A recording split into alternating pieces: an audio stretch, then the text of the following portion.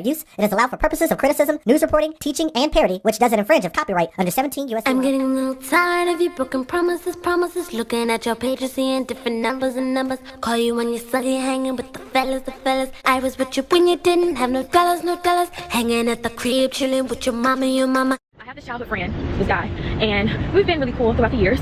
And he was informing me that he had a job interview and he needed someone to drop him off to the job interview. Of course, I was like, I'm available. I can drop you off. And like while we were on the phone, I was trying to go over some pointers as far as like wardrobe and stuff of that nature because he's been having a really difficult time landing a job. So he was pretty much telling me like he had it under control. He knows exactly what he's doing and all that. I'm like, great, so excited, whatever. So I get to his house and let me get this AC on, y'all. I get to his house and when he walks outside, I see his shirt is wrinkly as ever. Like it looked like it had been tossed in the bottom of his clothes bin or whatever and left there for years. So and his hair wasn't cut at all. So when he got in the car, I was like, oh my gosh, we have a little bit of time before we go to the interview. I think that you should probably get your haircut. And he's like, okay, but he couldn't pay for it. So of course I just was perfectly fine with paying for it. And then he was telling me what barber he went to, but it was way further away from the interview. And I was like, it's gonna take up a little bit too much time. And I think you should probably swing by like a dry cleaning place so that they could iron your shirt for you. So he's like, well, I go to this specific place. You know how guys are like, they only want to go to like their specific barber because they want to mess up their hairline, which I understand. It's just like how girls are with their hair.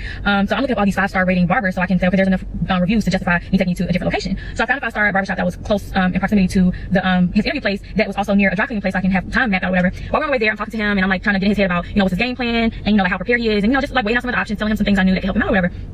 So then he just starts getting really defensive and like it was really crazy. He just got really defensive with me and was pretty much telling me like he knew what he was doing and he had it all together and like a woman's job is to be there for a man while he's going through things. I guess he was saying like a lot of women have been coming to him lately saying trying to encourage him to get together, but he felt on defense mode because it's a woman's job to pretty much be there for a guy and comfort a guy when he's down, which in a sense is right, but that's not what I was just trying to make sure like he had a plan B and also give him some insight of some other opportunities that may be of interest to him because I've heard him talk about those things before. So it caught me completely left field when he started going off about that.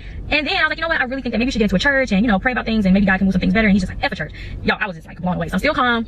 And then he blows the whistle by saying, F you, you've never done it for me. Why are you caring or something like that? I'm like, what? Like, what are you talking about? I've never done anything for you. Like, you're in my car now. I'm offering to pay for you to get your shirt ironed at a place, your hair cut at a place. Like, what are you talking about? I don't care about what you got going on, in your situation. When I do, like, y'all know, like, I've always been a really, really caring person. And now I'm at a point, like, after that, no, before I even say that, he literally, like, after that, he was like, F it, let me out right here. Gets out the car.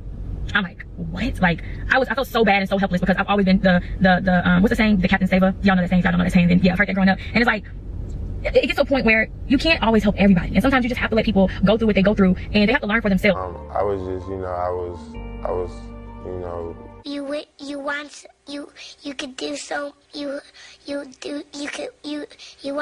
want him to do you so much you could do anything. I was, conversing, with another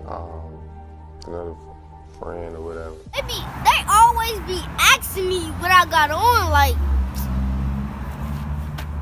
they be like, can I have some? Nah, sweetheart, don't worry about it. It's that splat though. I gotta know you got me. Yes, I'll rock your promise ring. Yes, I'll rock your promise ring. Yes, I'll rock your promise. Yes, I'll rock your promise ring.